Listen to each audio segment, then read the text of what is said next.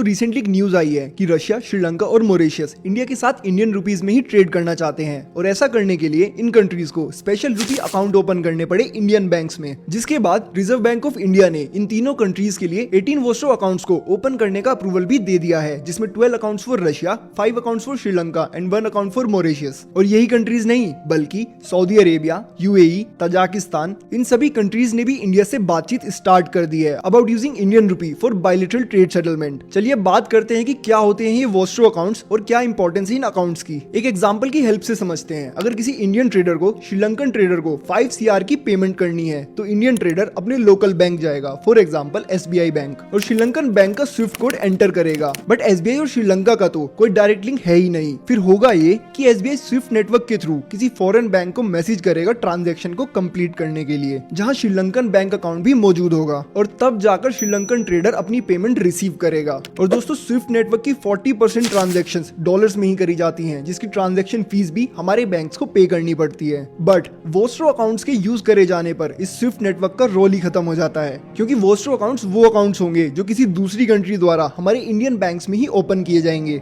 जिसकी मदद से श्रीलंकन बैंक अकाउंट्स भी इंडियन बैंक्स में ही ओपन करे जाएंगे और हम डायरेक्ट इंडियन रुपीस में ही पेमेंट भी कर सकेंगे बिना किसी ट्रांजैक्शन कॉस्ट के।